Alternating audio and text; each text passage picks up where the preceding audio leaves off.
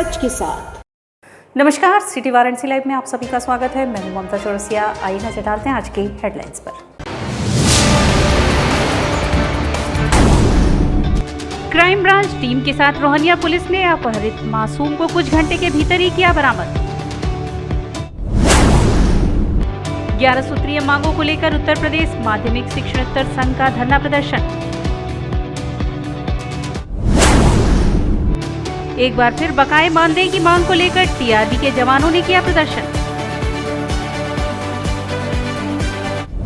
और भाजपा पिछड़ा मोर्चा वर्ग के प्रदेश अध्यक्ष नरेंद्र कश्यप का दावा, आगामी चुनाव में 300 से ज्यादा सीटों पर पार्टी करेगी विजय हासिल। और अब खबरें विस्तार से। रोहनिया थाना क्षेत्र में एक ढाबे की कर्मचारी द्वारा ढाबा मालिक के बच्चे का अपहरण किया गया। मौका रहते ही पुलिस ने तत्परता दिखाई और बच्चे के साथ अपहरणकर्ता को बरामद कर लिया।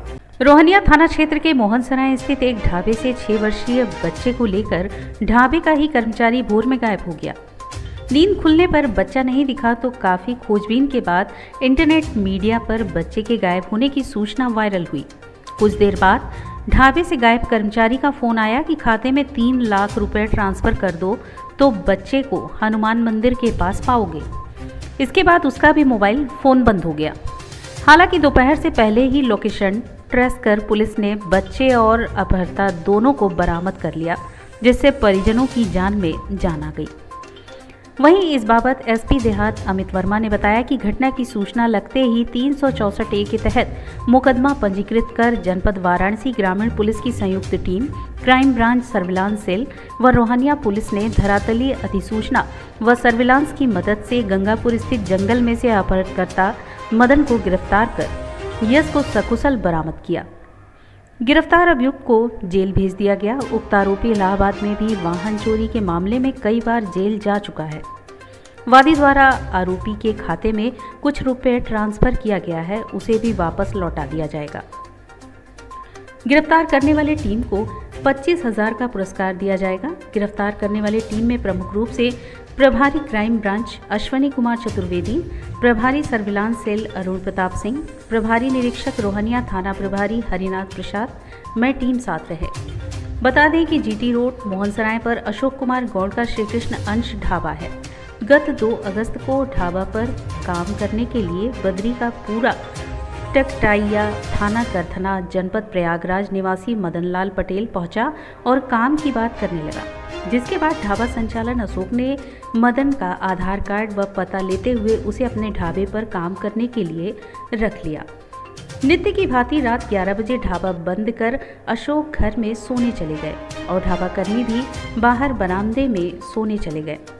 यश अपने दादा मंगला प्रसाद के साथ खुले कमरे में सोता था। बुधवार रात भी वह दादा के पास ही सोया हुआ था। इसी बीच ढाबा कर्मी मदनलाल पटेल ने तड़के सुबह 4 बजे के करीब मासूम को उठाया और उसे लेकर भाग निकला। सुबह जब दादा सोकर उठे तो देखा कि यश पास में नहीं है, जिस पर यश की तलाश घर में किए तो सब आश्चर्यचकित रह गए। यश के साथ मदन भी घर से गायब था। काफ़ी खोजबीन के बाद दोनों का पता नहीं चला। इसी बीच मदन ने सुबह मंगला प्रसाद के मोबाइल नंबर पर फ़ोन कर अकाउंट में 3 लाख रुपए भेजने की बात कह रुपए मिलने के बाद यश को धांगड़वीर हनुमान मंदिर पर छोड़ने की बात बताई, जिससे लोगों में हड़कंप मच गया। घटना की सूचना पीड़ित मंगला प्रसाद व अशोक कुमार गौड़ ने रोहनिया पुलिस को देकर मासूम को सही सलामत वापस कराने की मांग की थी। पुलिस के लिए बड़ा चैलेंजिंग था कि क्योंकि ऐसे केसेस में छोटे बच्चों की हत्या जनरली कर दी जाती है अपहरणकर्ता द्वारा जो है, तो बच्चे की भी सेफ रिकवरी करना और अपहरणकर्ता को पकड़ना पुलिस के लिए चैलेंज था, जो हमारी क्राइम ब्रांच और थाने की फोर्स ने मिलकर जो है बहुत जल्दी ही जो है लगभग 2-3 घंटे के अंदर ही इस केस को वर्कआउट किया है। मेरे द्वारा जो है हमारी टीम जिसने काम किया है 25,000 का नाम उसको घोषित किया गया। सर बच्चे की बरामदगी कहाँ से हुई है? ये बरामदगी जो है देखिए यहाँ से मैंने जैसे बताया 4-5 किलोमीटर की दूरी से एक जंगल है, वो वहीं से अभी इसकी बरामदगी हुई है। इसका अभी जो प्राथमिक, क्योंकि बहुत जल्दी अभी हम लोगों ने वर्कआउट किया है तो इससे पूछताछ चल रही है, लेकिन प्राथमिक के पूछताछ से पता चला है कि इलाहाबाद में ये 2 बार जेल जा चुका है, एक बार सिविल लाइन थाने से जा चुका है, एक बार मेजा थाने से जा, बाकी चीज़ें तस्दीक की जा रही हैं और आपराधिक इतिहास भी इसका निश्चित है और इसमें आगे भी हम देख रहे हैं कि और भी इसके साथ कोई और लोग तो मिले हुए नहीं है और इसमें वो क्या क्या केसेज है, इसमें इन्वेस्टिगेशन जारी है। उत्तर प्रदेश माध्यमिक शिक्षणेत्तर संघ का धरना प्रदर्शन अपनी 11 सूत्रीय मांगों को लेकर किया गया। साथ ही समाधान न होने पर आंदोलन की चेतावनी भी दी गई। वाराणसी उत्तर प्रदेश माध्यमिक शिक्षकेत्तर संघ वाराणसी द्वारा प्रदेश कमेटी के आह्वान पर बुधवार को DIOS कार्यालय पर धरना दिया गया। इस दौरान शिक्षणोत्तर कर्मचारियों ने अपनी 11 मांगों का एक पत्रक जिला विद्यालय निरीक्षक DIOS को सौंपा। पत्रक सौंप शिक्षणोत्तर कर्मियों ने जल्द से जल्द समस्या के समाधान की बात कही। समाधान न होने पर आंदोलन की चेतावनी भी दी। इस संबंध में उत्तर प्रदेश माध्यमिक शिक्षक संघ के प्रदेश महामंत्री आनंद कुमार सिंह ने बताया कि हमारी 11 सूत्रीय मांगे सरकार द्वारा 12 साल से अधिक से लंबित रखी गई हैं। हमारी मांग है कि इन सभी को तुरंत निर्णय लेकर बाहर किया जाए। आनंद सिंह ने बताया कि सरकार शिक्षणोत्तर कर्मचारियों के मांगों के प्रति नकारात्मक रवैया अपना रही है, जिसके विरोध में आज हम सभी यहां प्रदर्शन कर रहे हैं।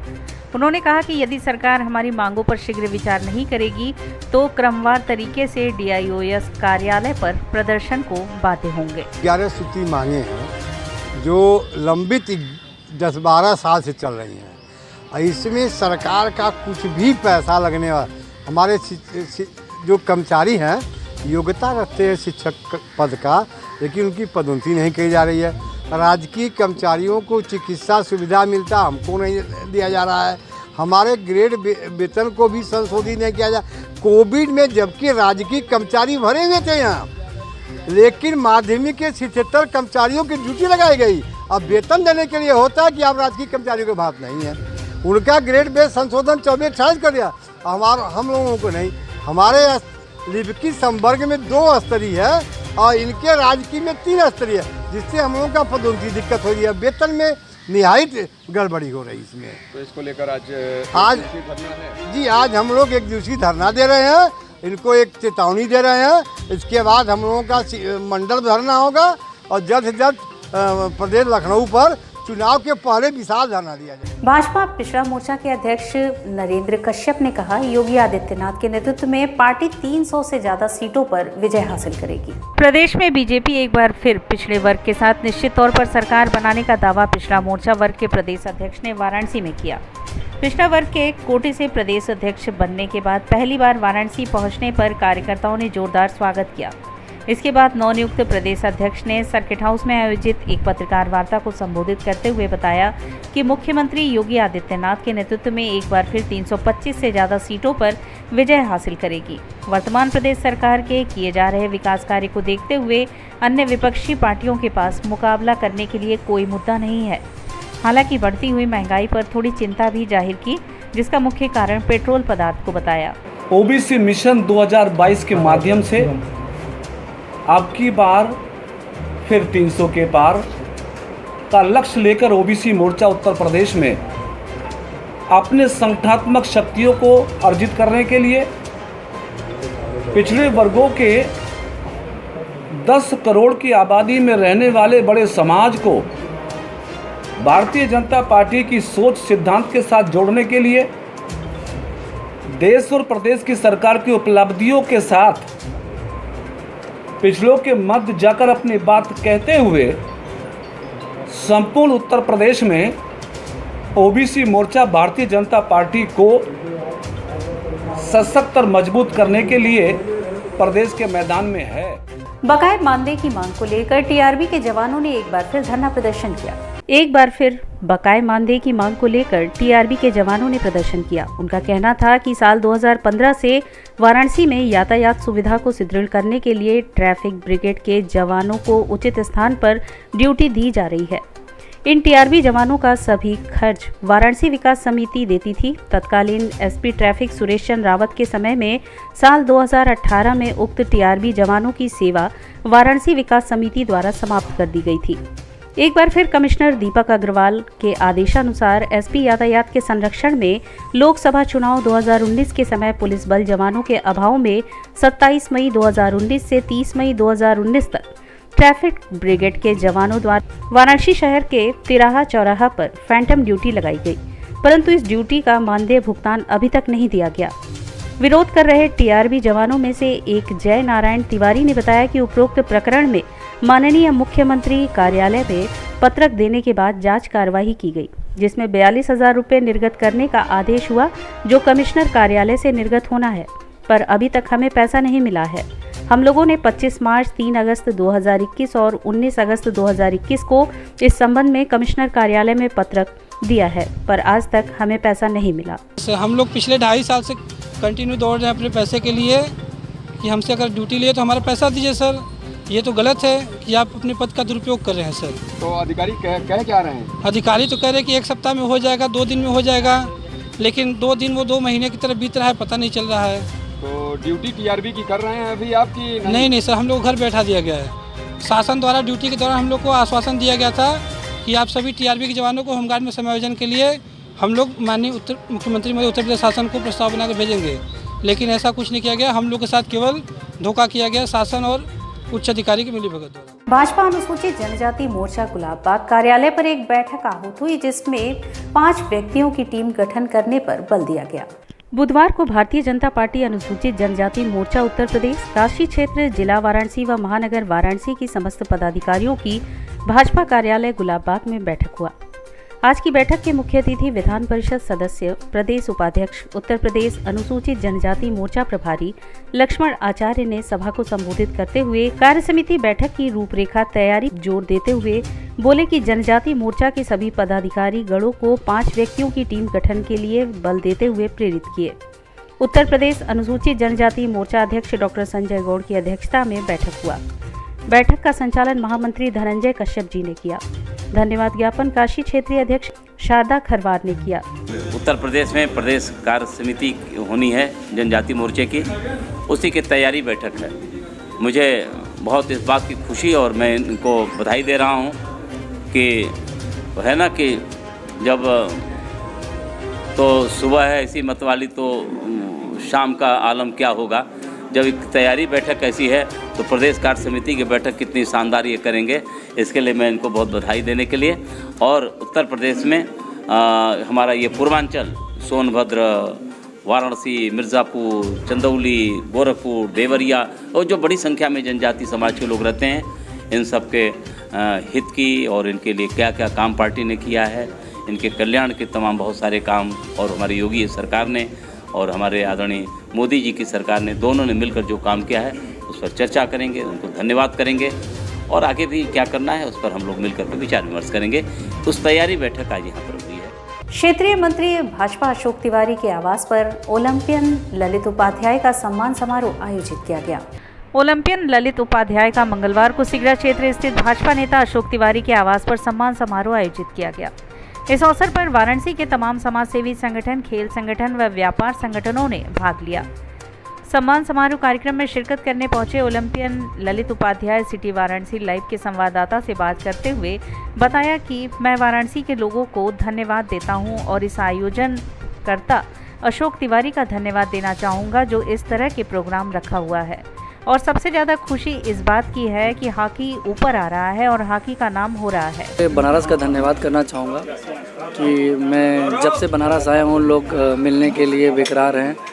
खुशी इस बात की नहीं है कि मेरा नाम हो रहा है, खुशी इस बात की है कि हॉकी ऊपर आई है। दूसरी बात मैं ये बोलूँगा कि हमारे माननीय सर जो अशोक तिवारी सर हैं, उन्होंने मतलब इतने बड़े आप ही देख सकते हैं कि लोगों से मिलने के लिए इतना बड़ा सम्मान समारोह का आयोजित करा है। उसमें हमारे फूफा जी सर्वेश पंडित जी हैं, उसके बाद जो यहाँ पे उपस्थित जितने समाज के लोग हैं, उसके बाद आश्रम के लोग आए हैं, उसके बाद फिर सोसाइटी के काफ़ी लोग आए हैं अपना प्यार दिखाने के लिए। तो इसमें मैं ये बोलूँगा कि इतना भाग्यशाली हूँ और बनारस से बिलोंग करता हूँ कि मुझे इतने लोगों का प्यार मिल रहा है। मैं तो केवल खेल पे ध्यान देता था, लेकिन आज ये खुशी हुई कि मेरे जब खेलता था तो मेरे पीछे इतने लोगों का आशीर्वाद था। भारतीय जनता पार्टी के क्षेत्रीय मंत्री अशोक तिवारी ने कहा कि 40 वर्षों के बाद भारतीय हॉकी टीम ने ओलंपिक में कांस्य पदक जीता है और इस टीम के सदस्य ललित उपाध्याय थे, जो हम काशीवासियों के लिए गर्व की बात है। इस तरह से खिलाड़ियों का सम्मान करने से आगे देश को और भी खिलाड़ी मिलेंगे। क्योंकि विवेक सिंह के बाद 40 साल 42 साल बाद पहला कोई बनारस का प्लेयर है जिसने कि ओलंपिक खेला और कांस्य पदक जीता, तो उन्हीं के सम्मान में शहर के मान्य और इस खिलाड़ी से जुड़े हुए संस्थाएं अपना उनको सम्मान किए। क्या मैसेज देना चाहेंगे जो आज नहीं, मैसेज क्या है, जो भी बनारस का खिलाड़ी हैं वो अच्छे खेलें, बनारस का नाम करें, भारत का नाम करें, यही मैसेज है। इस कार्यक्रम में विशिष्ट अतिथि काशी हिंदू विश्वविद्यालय के कार्यकारी कुलपति डॉक्टर बी.के. शुक्ला थे। कार्यक्रम का संचालन रेलवे यूनियन के सर्वेश पांडे ने किया। कार्यक्रम में प्रमुख रूप से Anuj Didwania, Navneet Pandey, Atul, Arun Agarwal, doctor B D. Tripathi, doctor P K. Tiwari, doctor Mukesh Rai, Nagendra Dwivedi, Satish Chandra Mishra, Laxman Acharya, Nagendra Raghuvanshi, doctor Abhimanyu Singh, Ajay Trivedi आदि लोग उपस्थित थे। और यहाँ वक्त उछला है एक छोटे से ब्रेक का। मिलते हैं ब्रेक के बाद। वाराणसी लाइव, सच के साथ। Best fundamental lab, best faculty, best placement set. We are proud to be a student of JDSN. I am a student of Jeevandeep Mahavidyalaya. I am proud of Mahavidyalaya for excellent faculty, best support and best infrastructure and best placement. Best fundamental lab, best faculty, best placement set. We are proud to be a student of JDSN. I am a student of Jeevandeep Mahavidyalaya. I am proud of Mahavidyalaya for excellent faculty, best support and best infrastructure and best placement. Ganga की लहरों से गलियों के छोर तक,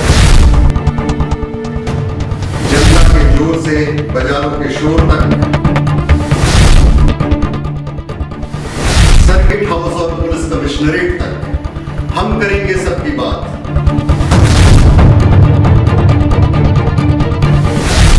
देखिए मेरे साथ बनारस की बात। कोरोना वायरस ने देश में एक बार फिर से रफ्तार पकड़ ली है।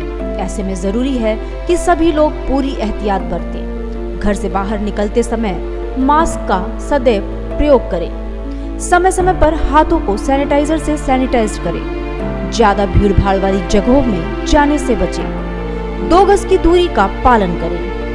स्वस्थ रहें, सुरक्षित रहें। जनहित में जारी वाराणसी लाइव। वाराणसी लाइव, सच के साथ। और ब्रेक के बाद पुनः आपका स्वागत है। कोरोना काल की लंबी अवधि के बाद एक बार फिर शिक्षण संस्थान खुलने लगे हैं, जिसके तहत सिटी वाराणसी लाइव ने एक अभियान शुरू किया है, जिसमें कोरोना से बचाव की व्यवस्था को विद्यालय में परखा जाएगा। कोरोना काल की लंबी अवधि के बाद एक बार फिर से सभी शिक्षण संस्थान खोल दिए गए। प्रशासन ने इस संदर्भ में कोविड गाइडलाइन बनाकर उस पर अक्षरशः पालन कराने का विद्यालय प्रबंधन को दायित्व सौंपा है। इस सच्चाई को परखने के लिए सिटी वाराणसी लाइव की टीम ने एक अभियान शुरू किया है। इसी क्रम में सिटी वाराणसी लाइव की टीम लंका नरिया मार्ग स्थित BNS इंग्लिश स्कूल के प्रांगण पहुंची, तो वहां की व्यवस्था सराहनीय दिखी। यहां कोरोना गाइडलाइन का सख्ती से पालन होता रहा था। स्कूल के चेयरमैन स्वयं इस व्यवस्था पर अपनी निगाहें गड़ाए हुए हैं। यहाँ बच्चों के प्रवेश के समय उनका मास्क चेक करने के साथ ही उन्हें सैनिटाइज किया जा रहा था। कक्षाओं में डिस्टेंस के साथ उन्हें बैठने की व्यवस्था की गई थी। इसके अलावा स्कूल के बसों को पूरी तरह से सैनिटाइज किया जा रहा था। इस संदर्भ में स्कूल के चेयरमैन संदीप सिंह से बात किया गया तो उन्होंने बताया कि हम लोग इस समय पूरी तरह से चौकस हैं और शासन ने गाइडलाइन निर्धारित किया है, उसका पालन करवाया जा रहा है। साथ ही बच्चों के फीस में भी काफ़ी रियायत की गई व नए एडमिशन लेने वाले बच्चों से एडमिशन फीस नहीं ली जा रही है। साथ ही सरकार द्वारा जो भी हिदायतें हैं उसको पूरा किया जा रहा है। विद्यालय में बच्चों को आते ही सुबह सैनिटाइज से पूरी बॉडी को, यहाँ तक कि उनको साइकिल को भी सैनिटाइज करा देते हैं। उसके बाद क्लास को सैनिटाइज करना, बच्चों का मास्क, मतलब जो भी हमारे उत्तर प्रदेश के मुख्यमंत्री जी का दिशा निर्देश है उसके द्वारा पूरा प्रयास किया जा रहा है, ताकि हम आने वाले समय में अपने देश और प्रदेश को इस कोविड से बचाने में पूरा सहयोग करें। और यह 1.5 साल से जो विद्यालय बंद था, जिसमें कि बच्चे भी काफ़ी जो है परेशान हुए हैं, अभिभावक भी हुए हैं, और इस कोविड को ध्यान में रखते हुए हमने अपने शहर के लोगों के लिए विद्यालय की ओर से एक बहुत ही अपनी समझ से छात्र हित के लिए हमने सुविधा प्रदान की है। वह सुविधा यह है कि नर्सरी से क्लास 8 तक BNS स्कूल के सभी ब्रांचों में कोई एडमिशन फीस नहीं लग रहा है और ना ही एनुअल चार्ज लग रहा है। सिर्फ सितंबर माह की फीस 1 to 8 के बच्चों से लेकर के उनको प्रवेश दिया जा रहा है और 9-10 के बच्चों को भी अप्रैल मई जून ट्यूशन फीस का लाभ दिया जा रहा है।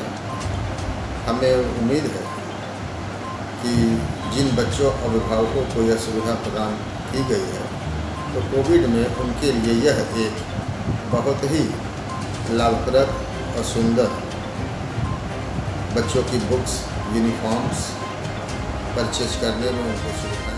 हरितालिका तीज के उपलक्ष्य में अग्रसेन कन्या पीजी कॉलेज में मेहंदी प्रतियोगिता का आयोजन किया गया, जिसमें विजेताओं को तुलसी का पौधा, पेन व प्रमाण पत्र प्रदान किया गया। बुधवार को हरितालिका तीज के पूर्व दिवस पर श्री अग्रसेन कन्या पीजी कॉलेज के बुलानाला एवं परमानंदपुर परिसर में मेहंदी प्रतियोगिता का आयोजन छात्राओं के मध्य किया गया। इस अवसर पर प्राचार्य डॉक्टर सुमन मिश्रा ने बताया कि बुलानाला परिसर में डॉक्टर आभा सक्सेना एवं डॉक्टर वंदना उपाध्याय तथा परमानंदपुर परिसर में डॉक्टर अर्चना सिंह एवं कमलेश दुबे ने प्रतियोगिता के निर्णायक का दायित्व संभाला है।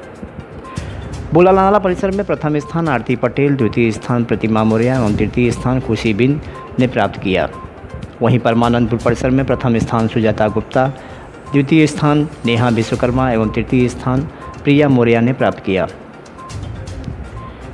इस अवसर पर महाविद्यालय के प्रबंधक श्री अनिल कुमार जैन ने सभी को तीज की बधाई एवं शुभकामनाएं दी तथा छात्राओं को तुलसी का पौधा, पेन एवं प्रमाण पत्र पुरस्कार स्वरूप प्रदान किया। इस अवसर पर doctor Jyoti Singh, Shrimati Saroj Upadhyay, doctor Chanda Rani, doctor Shrinkhala, doctor Durga, doctor Bandani, doctor Vinita Pandey, Nidhi Vajpayee, Archana Sharma, doctor Meena Agarwal आदि शिक्षाएं उपस्थित रहीं।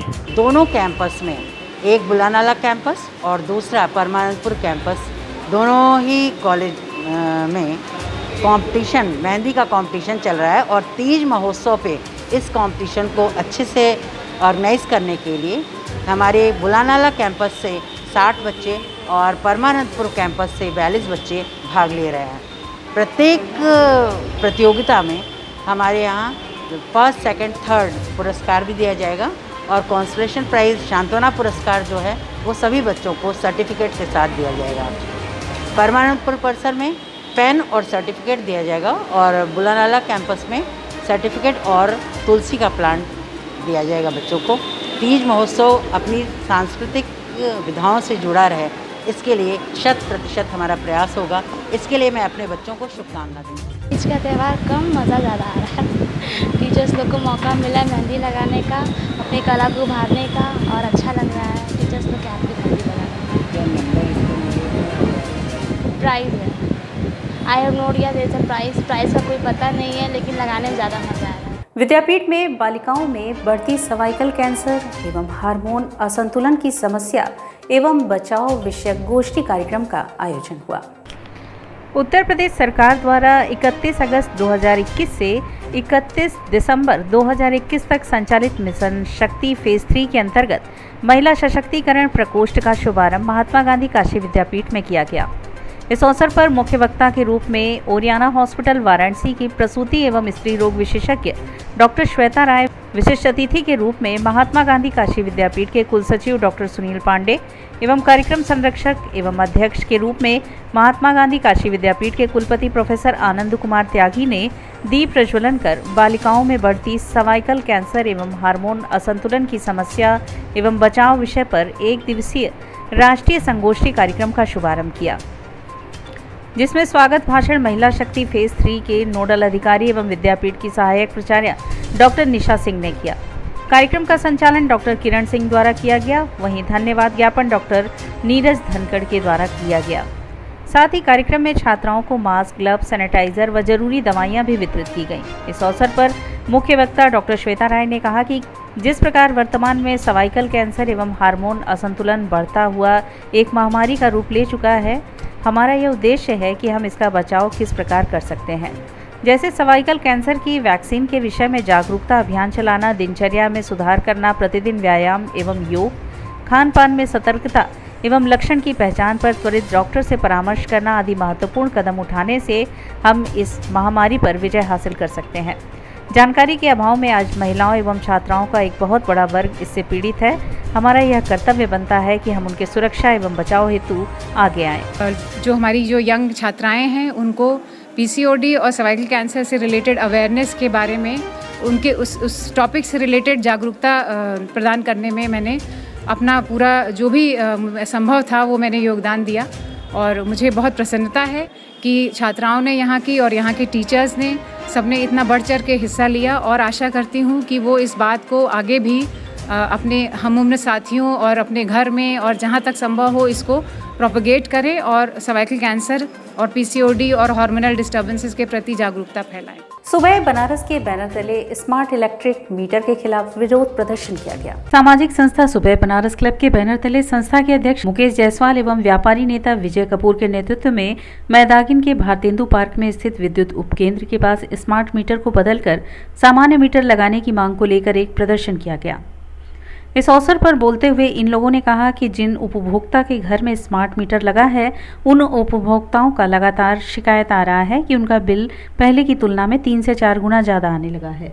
किसी के मीटर में यूनिट भाग रही है तो किसी का बिल बढ़कर आ रहा है, लेकिन उन्हें कोई यह बताने वाला नहीं कि आखिर ऐसा क्यों हो रहा है। ज्ञात हो कि पहले जब घरों में 100-100 वाट के बल्ब लगते थे और बिजली का खपत भी ज़्यादा होता था उस वक्त भी बिल कम आता था। अब जबकि सभी लोग बचत करने के लिए नाना उपकरण के साथ एलईडी बल्ब का उपयोग करने लगे हैं, लेकिन उसके बाद भी बिल घटने की बजाय कई गुना ज़्यादा आने लगा है।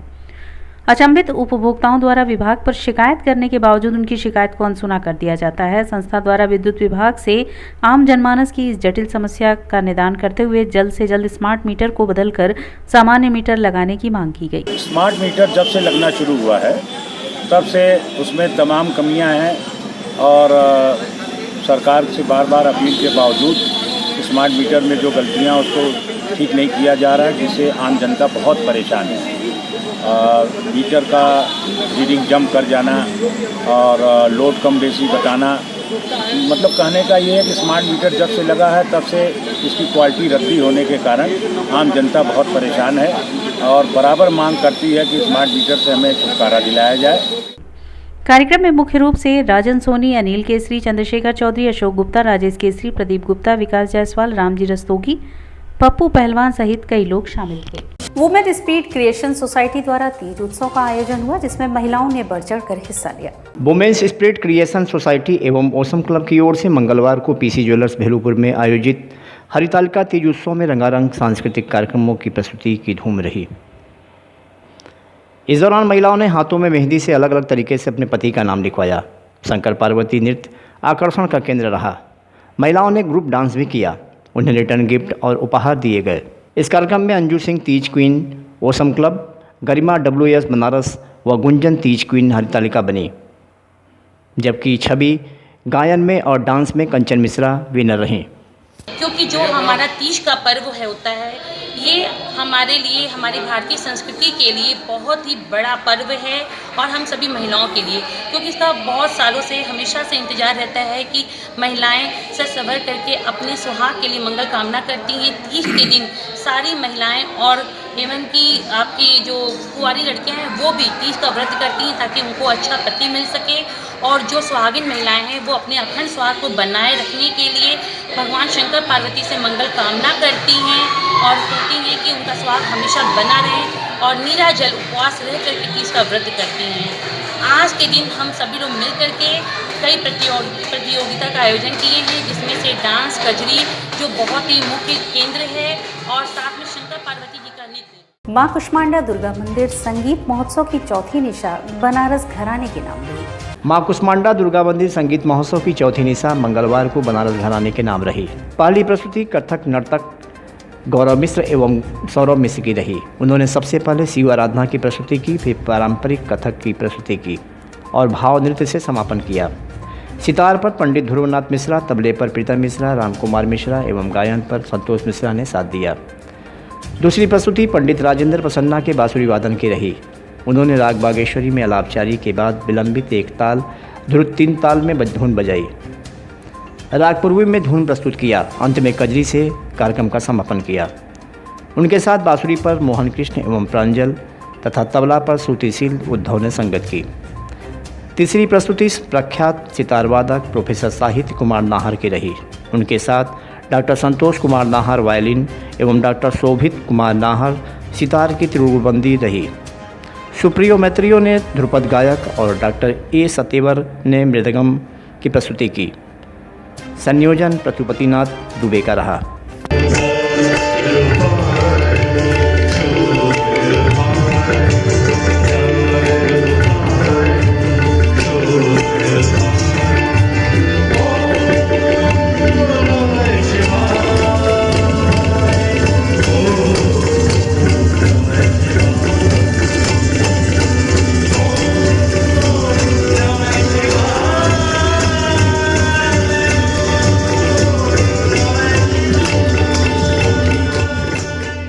दुर्गा कुंड स्थित रानी सती महोत्सव का आयोजन हुआ। भाद्रपद मास के कृष्ण पक्ष की अमावस्या तिथि पर मंगलवार को त्रिदेव सेवक परिवार द्वारा श्री रानी सती महोत्सव मनाया गया।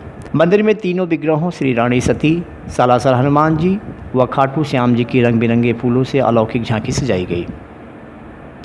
महोत्सव में सुबह 7 बजे से 12 बजे तक समाज की महिलाओं ने राजस्थानी वेशभूषा में सज धज कर दादी की विधि विधान से पूजा अर्चना की। दोपहर 2 बजे महिलाओं ने संगीत में मंगल पाठ किया और शाम को भजन संध्या में प्रेम से बोलो नारायणी नमो नमो, घनघरी धन्य भाग्य हमारा आदि भजन गाकर माहौल को भक्तिमय बना दिया। रात में अध्यक्ष भरत सर्राफ और राधे गोविंद जायसवाल ने तीनों विग्रहों की भव्य आरती उतारी। आज भादों की अमावस्या का ये विशेष आयोजन श्री रानी सती जी दादी का होता है। इनका मेन धाम राजस्थान झुंझुनू धाम में है। वही उत्सव हम लोग पूरे हिंदुस्तान में था, जहाँ जहाँ भी मंदिर है इसका आज मनाया जाता है। आज इनका प्रागट्य महोत्सव है। उसी को उपलक्ष्य में हम लोग यहाँ भी आयोजन करते हैं। ये माँ का मंगल पाठ होता है जिसमें 500 औरतें अभी मंगल पाठ में रहेंगी और शाम को इनका पूरा प्रसाद वगैरह कराया जाता है। और इसी के साथ सिटी वाराणसी लाइव का यह प्रसारण यहीं समाप्त होता है। ममता चौरसिया को दे इजाजत। नमस्कार।